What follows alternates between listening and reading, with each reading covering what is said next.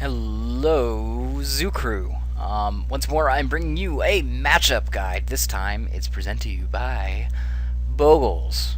If you don't know, you actually have to pronounce it Boggles. That's the correct pronunciation. It's, hold. I'm a Shadowmore fan, so obviously I know my pronunciations of that one, being a lore nut. Moving right along, how to play against Boggles other than pronouncing the name correctly. This is going to be a guide just explaining how your best shot to beat Boggles is. I'll go over big, small, different variations as well for Zoo. But right now, the matchup I'm going to be using specifically is going to be your Aquarium Zoo. That means you're using blue for the Retreat to Portal Helm combo, as well as Geist Saint Traft and some counterspell stuff in the sideboard. That is what I'm going to be doing, going over here. But without any further ado, this is the deck list. I'm not going to go into it. I will start by just going over what are good techniques against the Boggles deck, as well as how do you, as any form of Zoo player, want to beat it, and what are some select cards that you can talk about bringing in against them and that are good against them in general. The Boggles matchup is going to be either one of two things. Either you're going to have Qasali Pridemage or some way to get rid of their enchantments, or wipe their board or something similar to that. Some form of interaction, and if you don't have something to interact with, well then the truth is that it's going to be just a race. And it's not even going to be a race that's in your favor. It's going to be a race that's completely in their favor unless they don't have a way to gain life. And if they have any form of life gain, then it's or even a way to make it so that they can block successfully your stuff and attack at the same time with vigilance, it's not going to be in your favor. This is probably one of the worst matchups you possibly can have as Zoo. I'm not saying it's unbeatable, but it's pretty bad. And you gotta have a little bit of luck on your side to get through it, but there are outs, and I'm gonna teach you guys how to play to those outs. The first thing is we're gonna talk about, it's a general thing, is just enchantment hate. If you have some form of enchantment hate, whether it be wear, tear, or something like let's see here, you got destructive revelry, you've got things naturalized, stuff like that. Where you can toss things, deglamour, where you can blow up various enchantments. You're going to be those are the main ways to deal with it, which actually is pretty few and far in between. Another thing that I'll bring up while I'm talking about that is also your back to nature. You very rarely use back to nature, but if you have a ton of Boggles in your area, or you're expecting to go to an event with a ton of Boggles, back to nature is actually a very, very, very good way to deal with it. There's also, on the very high end of things, I'll scroll all the way down here. It's not a good sign if I'm scrolling this far down, by the way. On the very high end of things, you also have a Fracturing Gust. It's 5 converted mana cost. That's another way that you can win against the Boggles matchup, although I think I've played this maybe about 3 or 4 times against the Boggles matchup, and one of those times I still lost.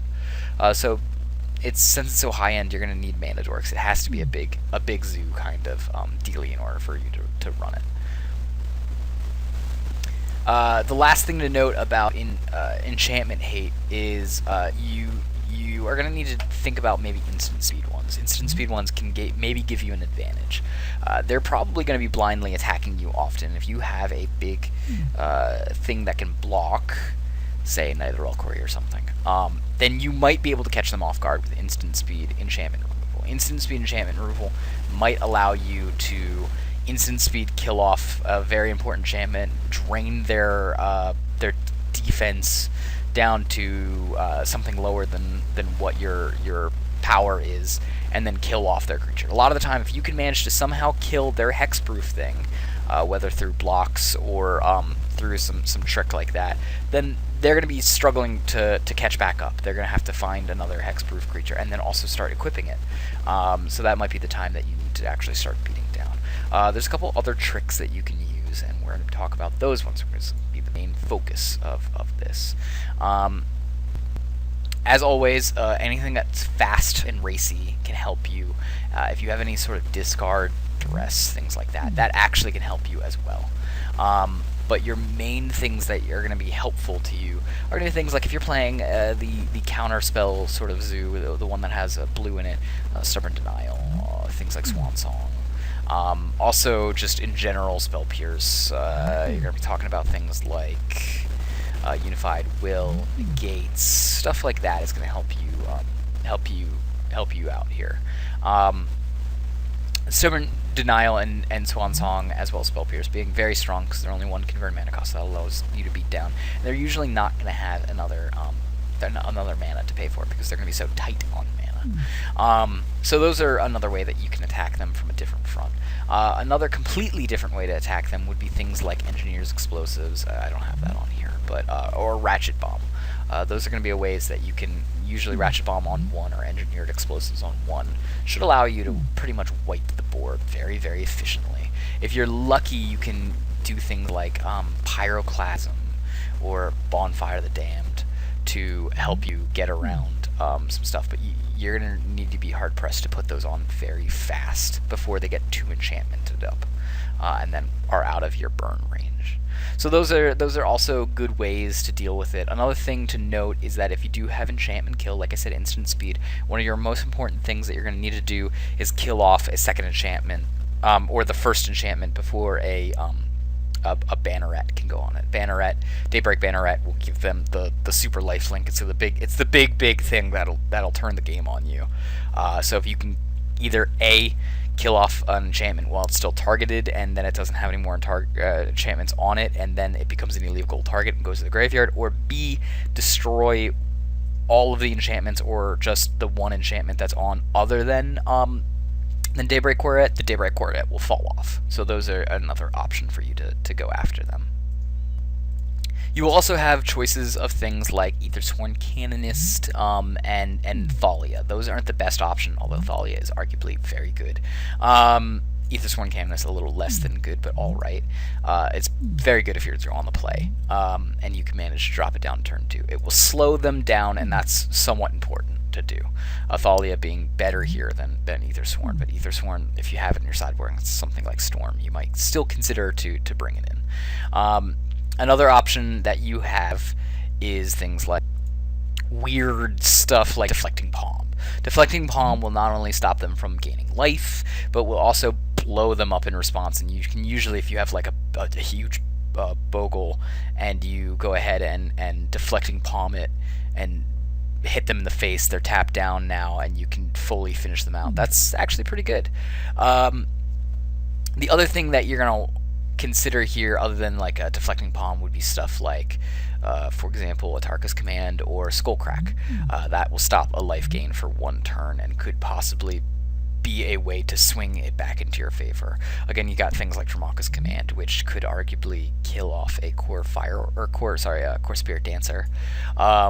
And that's alright too. Plus, it does kill an enchantment, so it's up to them what enchantment they choose, but you might be able to get something.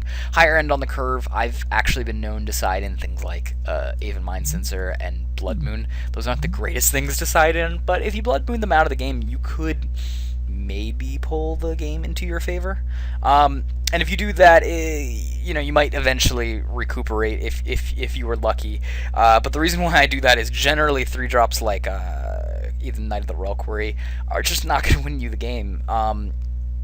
You need some way to get in the game, and a lot of the times you're taking a bunch of stuff out of your sideboards, things like Magus of the Moon included, that aren't really great against the Boggles deck. But hey, Bolt is arguably terrible against the Boggles deck, so you got to figure something out, like board in anything to make it, even if it's a 5% matchup that's like that you have a 5% chance of winning. If you side in a Blood Moon, that percent chance up goes to 6%. It's still better than nothing. You also have things like Volcanic Fallout, although it's a little high end. But when the Delver meta existed, it's something that was in your sideboard. And like I said, you want to bring in stuff like that, Reclamation Sage, whatnot. Another chance for you to win would be to Worship. Worship is always a chance for you to win. They probably don't have enchantment removal, and so it's not that great. But it does give you a shot at winning if you manage to land the worship before you die.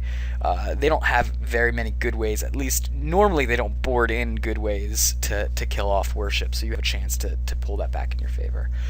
Your best bet against Boggles' deck, other than things like Engineered Explosives or Deflecting Palm, or even Eidolon the Great Revel, which is alright against them if you manage to land it early enough, are actually things like the Spellskite. It's colored out, couldn't see it very easily. Spellskite is going to be one of your best ways to do it, and that's going to be one of your best ways to win. There's a game too that I'm not going to show you guys because I just blatantly lost it. I landed a Spellskite and I thought I had the game pretty much wrapped up because of the Spellskite, although they did suppression field me, therefore I couldn't use Spellskite's ability, and they managed to get the Daybreak Coronet on their dude and just ham me to death very, very quickly because of that. So with that in mind, it's not an instant win, but aside from that very, very niche suppression field, Spellskite is generally GG for them. So without any further ado, let's go ahead and get to those games, run through them really quickly. Alright, so we're going to start out and we're... Fuck.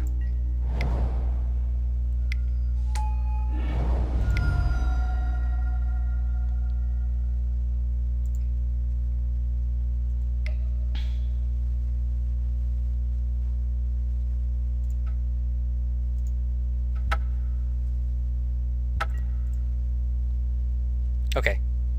Now.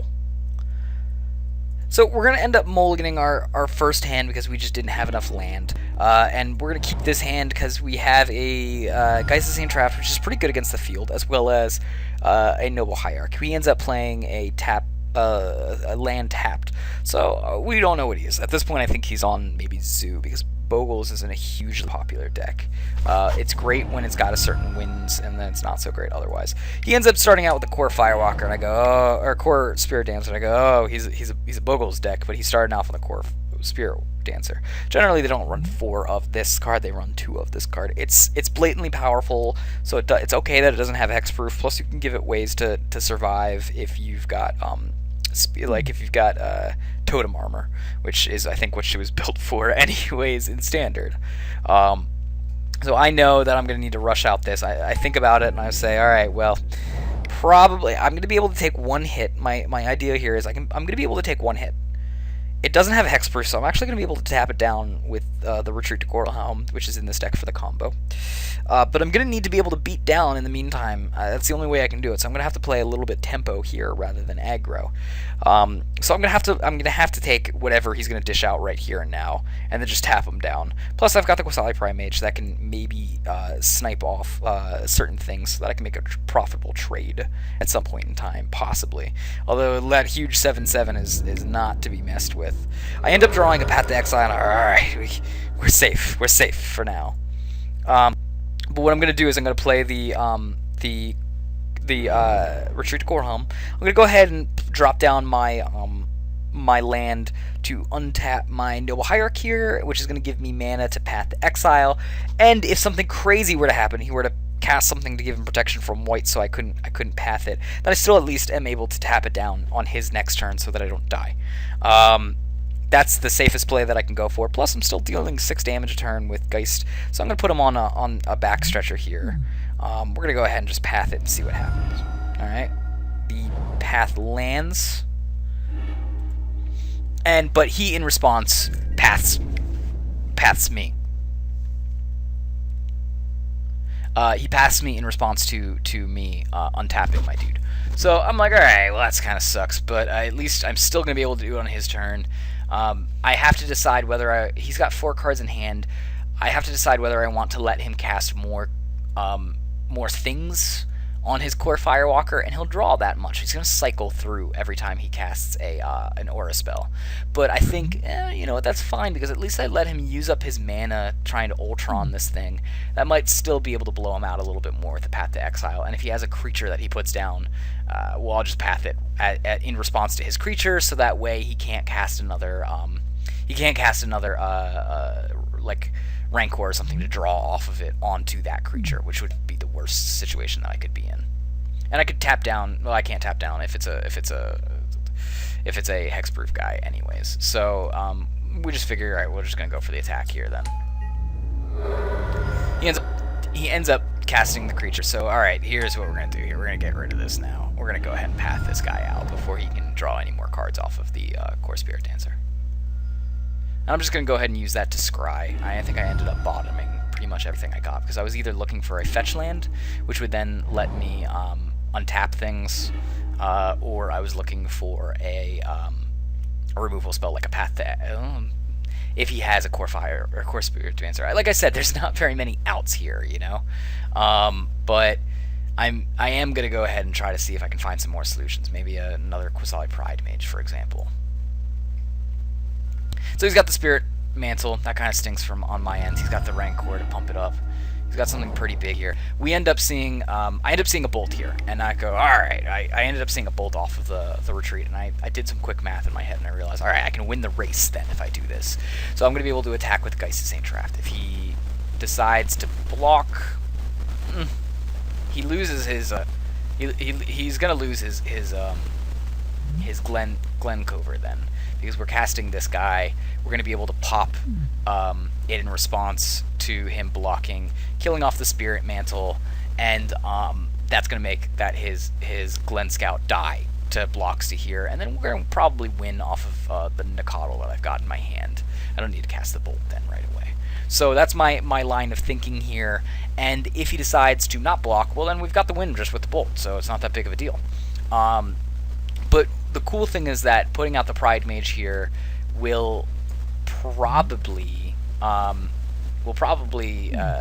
just simply make him not want to block. Since I'm going to be a 3/3 attacking then, and if I blow up his Spirit Mantle in response, he's just going to lose his Scout, while my Geist is going to survive for another turn to attack.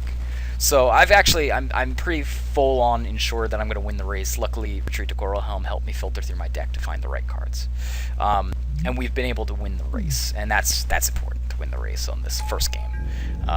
That's arguably one of the only ways that you're going to win this. We were to be honest, we were also a little lucky that he started out on a Core Spirit Dancer rather than a Scout. If he started on a Scout, we probably just wouldn't win. I think he probably would have won the race at that point.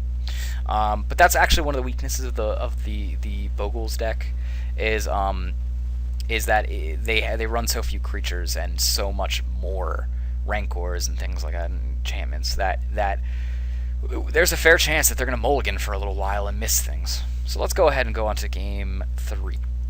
As I said with Game 2, I just completely lost it due to the Spellskite, so that's not worth mentioning. Just saying that it is there. I do start out on this, and the reason why I start out on this is I figure, hey, I got a turn 1 play, Noble Hierarch here, but I can also back it up with a Thalia, and then maybe if I draw a 1 converted mana cost clock, I can use that. Otherwise, I could theoretically put out a Knight or something to attack with. I sided out my Geists for things like Thalias, and I think even a Mind Sensor. My real thing is maybe I'll get a Knight, and then if I draw into the combo, I can just kind of win with the Retreat to Coral Helm combo. And that's something I usually leave in just if I've got bad matchups, just because, look, if I win with a combo, I win with a combo, and I'm not going to argue. I'm not going to argue that.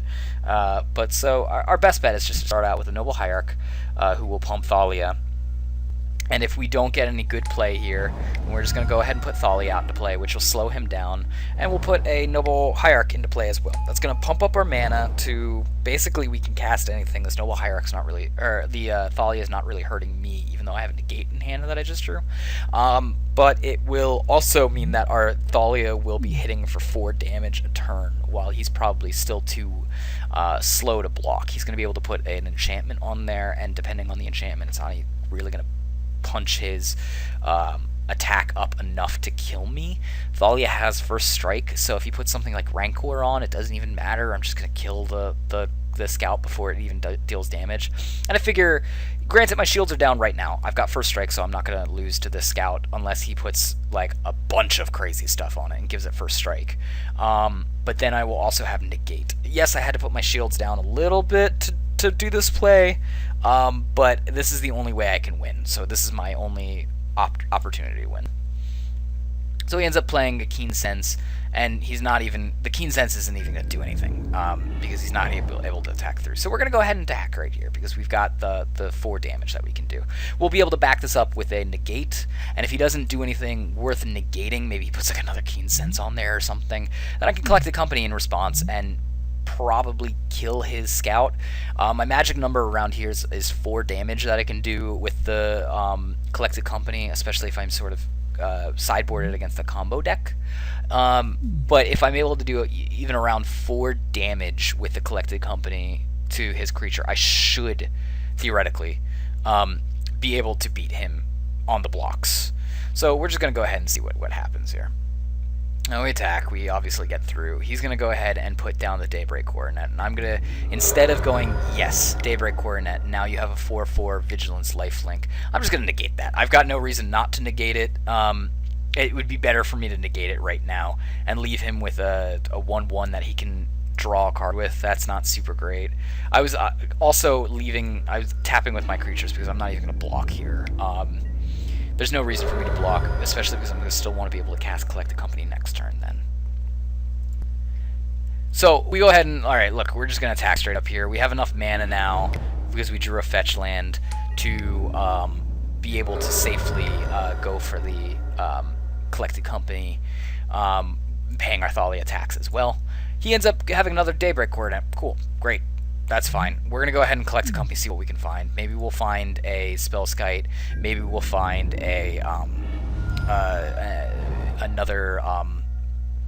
maybe we'll find something else like a Knight of the Reliquary. My hope is that we're going to do something that is at least, altogether, will have a toughness of 5, but in one end will hit the Glade Scout. It could possibly happen. If not, we have a very good chance of maybe being able to still win with the attack backs and Keswick Wolf Run.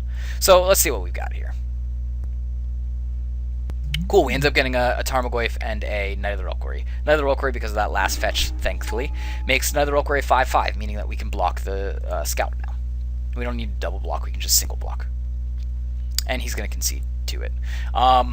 And that's really the best way that I can say beating the Boggles matchup. Both times we got a little bit lucky, but sometimes you got to be a little bit lucky to win these kinds of really bad matchups.